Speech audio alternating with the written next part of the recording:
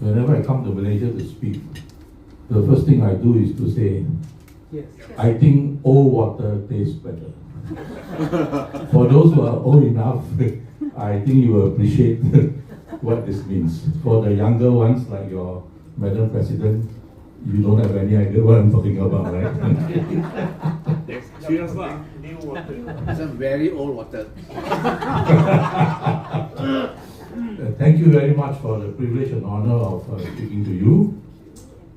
A few years ago, I was speaking at the Royal Selangor Club in KL at the opposition fundraiser.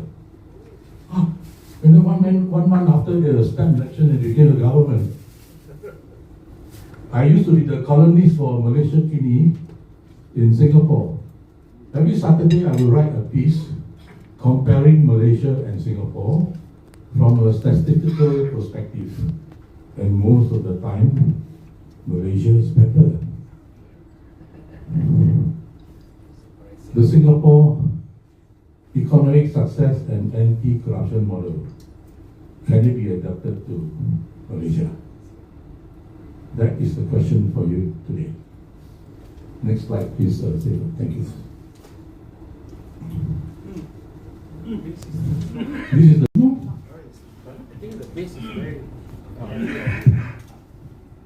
You know, in the one MDB Malaysian Auditor General's report, it says that almost all the money laundered went through Singapore at some point in time. Now, recently, of course, your MACC chief was questioned. If you look at Transparency International rankings, Malaysia is ranked 54th, Singapore is 3rd.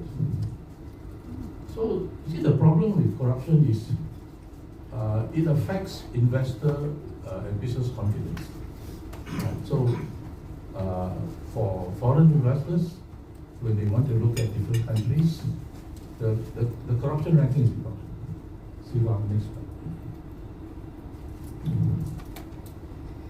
When Singapore became independent in 1965, the official story then was that we were kicked out of Malaysia.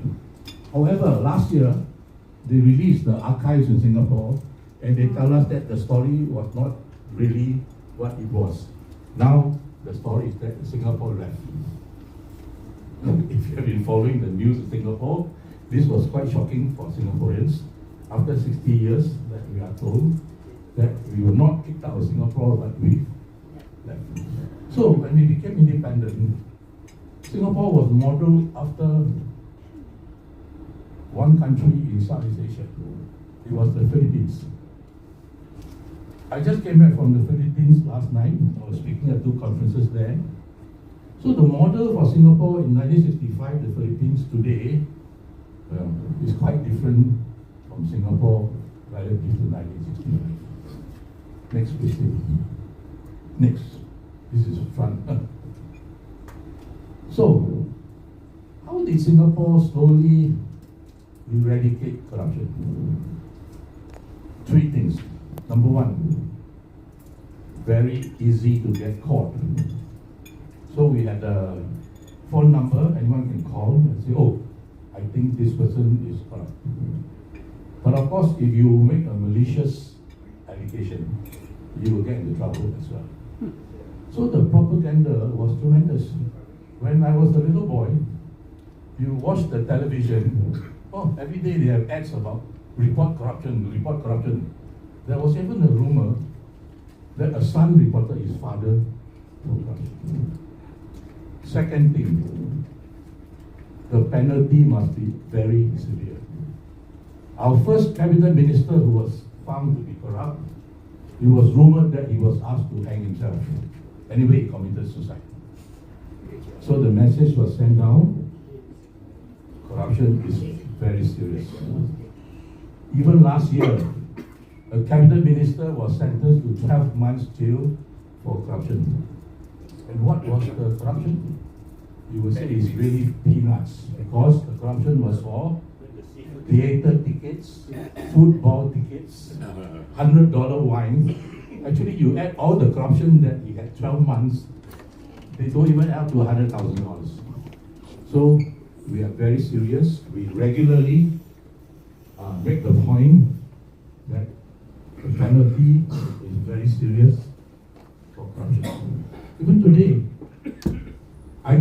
$100 and you give me $100, we both go to jail for 3 to 6 months. Point number 3. This one is a bit difficult and takes longer. Because in many countries, civil servants cannot survive without corruption. Because the pay is very low. So what does Singapore do? We asked, or we did a survey, we talked to civil servants, and we asked them, what are your financial concerns or goals in life? Well, the first thing they said, oh, I'm worried about healthcare. What if my family and I fall sick? So very good, free healthcare for civil servants.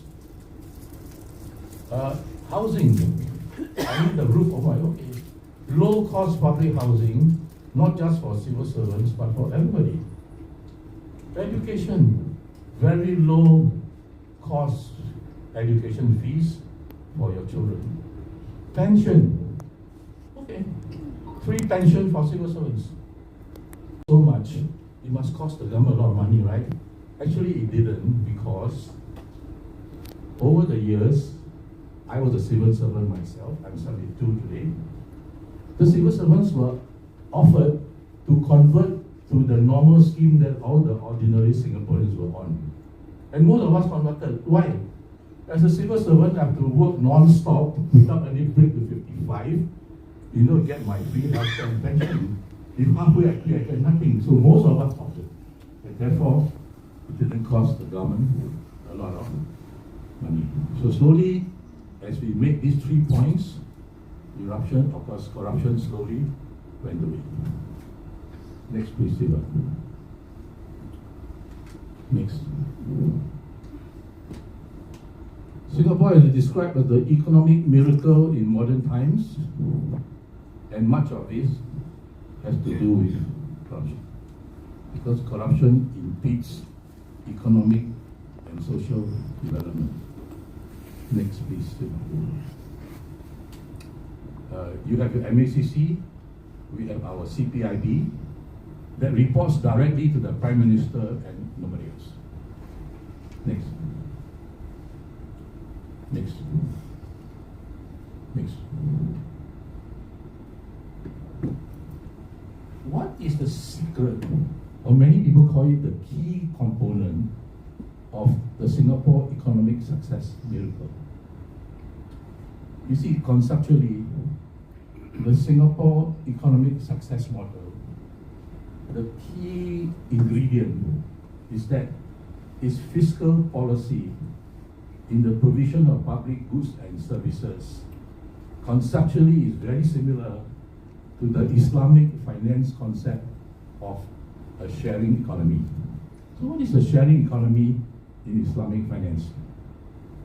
Sharing of the benefits and the risks between the stakeholders. So in the case of a nation, is the sharing between the people and the state. Most countries today have a problem that gets bigger every year. And let me cite the United Kingdom, the UK, as an example. You want to win votes, you promise more benefits. After you win, provide more benefits, you have to raise taxes. Doesn't work. So what do? You try to cut benefits. It's even worse. So invariably, you end up having increasing budget deficits and increasing external public debt. Now, in the Singapore sharing economy model, we have budget surpluses in about 4 out of every 5 years, and one of the lowest public external debt in the world. We have the highest per capita reserves in the world of more than $2 trillion. So, simply put, the burden of providing goods and services, unlike in most countries today, which rests on the burden of the state. In the Singapore case, the burden is not entirely of the state. It is shared between the people and the state. Next. Singapore has the most top rankings in the world, most competitive economy in the world, most GDP per capita, meaning we're the richest country in the world, #1 for innovation, and so on. Next. So, for all good things, there must be the bad. What is the price of being the economic miracle? 149 out of 157 countries for reducing inequality.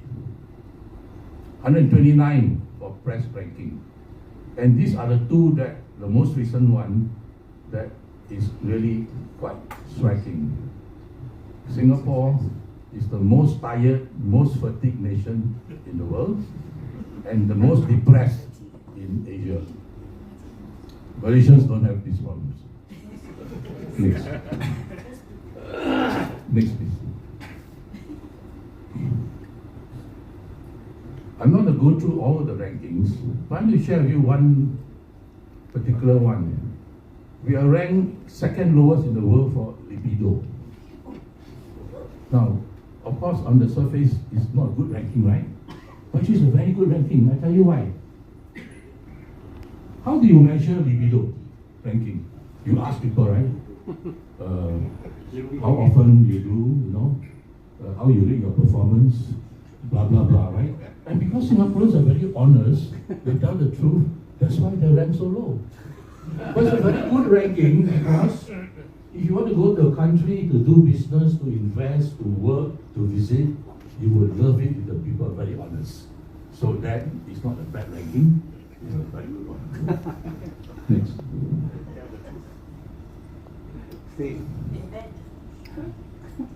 Let me use some examples to explain to you how the sharing economy concept works.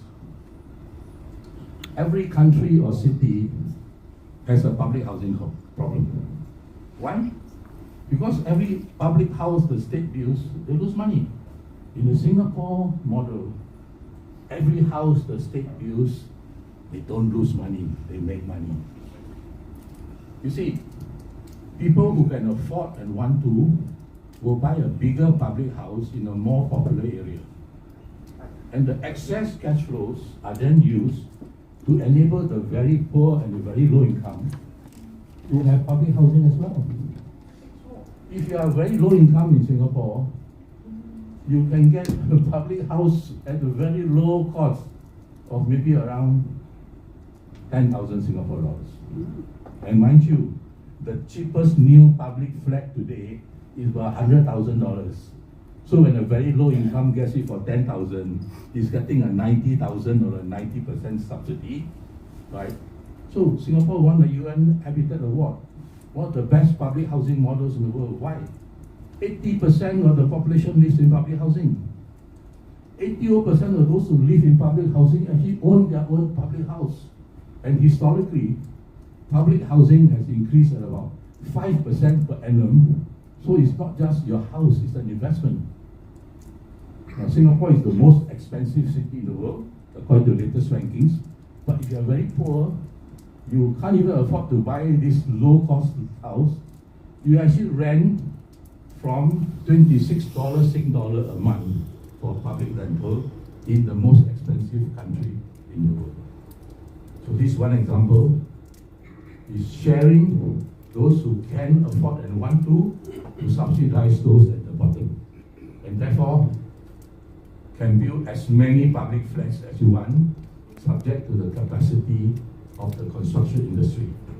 Today, we are building something like 20 over 1,000 flats a year. So, the mission, the goal is that every Singaporean family can have their own public housing. And we already reached 80%. And it's here in JB. Yes, of course. Because the ships that used to go through the Straits of Malacca can go through this shortcut. But it will affect. But let me try to answer your question in this way. If you look at the Singapore economic success story, I have tried to give you the key components. But actually what matters the most is you study the Singapore history of its economic success is this. It tries very hard to do things differently. And if possible, to do things that have never been done before. Because we look at Singapore's history, it's because of all this that we have done that has enabled it to survive practically every crisis and come out relatively better than most other countries. Let me cite two examples for you. One year we had a recession. So Lee Kuan Yew asked the companies, especially the foreign ones, how can we help you? He said, the cost of the CPF contribution is very high. Can you reduce it? We cut the 50% CPF contribution rate to 30%. Has any country ever or been able to cut the pension contribution from 50 to 30 just to make your foreign companies happy? Nobody. But this is one example of doing things differently, trying to do this that never been done before, to keep ahead of the race, no matter what comes in the future. Thank you, Freddy. Next question? Yes. Saying about, I think the public housing, is it HDB? Yes, HDB. But I hear a lot of condemnation from people that the HDB housing is expensive. The one thing is a leasehold. Actually, end of the day, it belongs to the government. And then, but it has been an overweight because the price keeps on increasing. Nobody has feel the pinch yet. But I wonder if when the lease comes, what will happen? Thank you. Very good question. Most of the HDB flats are a 99-year lease. So that at the end of the 99 years, your house value becomes zero. Any CPF, like your EPF used to pay for the house, also got up in smoke. Any cash you used to also got up in smoke. Okay? So what's happening today, you find, is that when a flat is more than 40 years old, the value starts to decline. And of course, until zero. Right now, the oldest flats that we have in Singapore are approaching 60 years old. So, for most people, they have a choice. If you want, you can sell your flat, downgrade to a smaller one or cheaper one. You see, you can sell your flat in the resale market and then can apply for a new flat, right? And the price difference is tremendous. And of course, you can, what we call a lease buyback system. You can sell your flat back to the HDB. They let you live there for 30 years. They give you a lump sum that you can convert to a monthly annuity. So there are various ways that enable public housing owners to address this issue of the 99-year-old lease. I hope that helps to answer your question there. But this is actually, we call it a time bomb, because eventually, after 99 years, boop. But if you look at other countries who have leasehold public housing, the solution is quite simple. If someone in the family is still alive at the end of 99 years, they allow them to pay a small amount and extend it for another 5 years or something. So that is something that may happen in the future. We have no idea yet, because the oldest flat now is almost 60. I guess when it reaches 70 or 80, the state will have to start, deciding what exactly they want to do. Thank you. President, Mr. President. Yeah, Mr. Leong.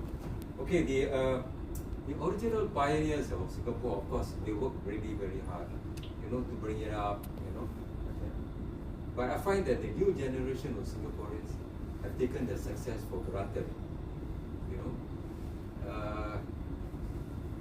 Their lifestyle is so different now. Lifestyle is so different, They have become very arrogant, especially when they go to other countries.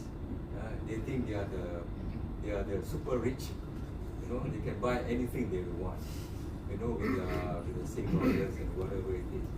So I don't know now whether something has to be done. I don't know whether the success that you're talking about. I mean, it has not.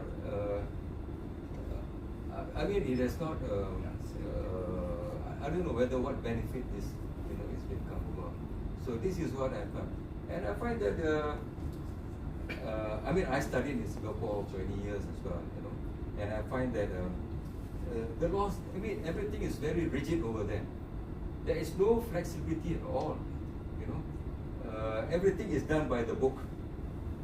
You know, everything, you know. You break a law, that's it, you pay a fine. That's it, you know, you cannot come and count him and say, hey, look, small thing. No, you pay. That's it, you know. So, you know, it's a different thing altogether. I don't know whether we want that kind of lifestyle or not, you know. So, I mean, this is my concern. Thank you very much. This is one of the best questions I have had for a very long time. And I agree absolutely with you. You know, I showed you a slide about the price of the economic miracle, right? If you can bring up the slides together, there are many other things that, you know, show that what you are saying is a very serious problem. You know, the latest study, 2 out of 5 young people have considered self-harm. You look at the mental wellness, you know, statistics, it's crazy, right? So something has to be done, okay? And the only way is what I call engagement. See, the problem, I think not just with Singapore, perhaps with Malaysia, in our early years of our country's development, is that, should I put it not too mildly, that the state does not welcome too much criticism. You know, so we need to encourage that. Unless there's engagement, there's criticism, then things will change. Otherwise, as you say, we take for granted, you know, that, oh, okay, we are successful because maybe our leaders are more clever than other people's leaders, right? And so that's why you find that quite a number of people ask me, you explain the key component of your fiscal model is the Islamic finance sharing economy. How come very few people know about it? I don't know the real answer, but I can give you a guess. Isn't it a bit inconvenient or embarrassing for the Islamic countries to say that it's a Western country that has been able to apply the Islamic finance principle to be the best economic miracle in the world? By the same token, is it not inconvenient or embarrassing for the West to say that, oh, our economic miracle is actually based primarily on the Islamic finance concept? This year, I speak at Islamic finance conferences all over the world, in Malaysia, in Kuantan. This year I'm speaking at 2 conferences in Malaysia, Islamic finance, and I'm always the only Chinese speaking at the Islamic finance seminar. Okay, and when they hear me talk about, oh, it's the Islamic finance sharing concept that is key to Singapore's economic miracle, I get strange looks on their faces. Okay, because as I said, it is perhaps inconvenient or embarrassing.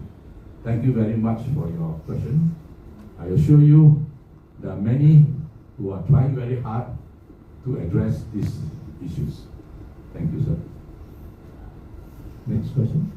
Yes. You were just saying that wisdom comes with age. Actually, you all come from the same country, so that's the reason why you speak the same lingo. Okay, next question. I would like to ask the speaker. I'm very impressed by your what you've said, you put down and everything. I'd like to play the role of a devil advocate. What are the things that Singapore have to be mindful and be on the lookout for, so that they can always continue to grow up and grow higher and not be on the decline? Thank you. Thank you. This is the what you should do in the future question.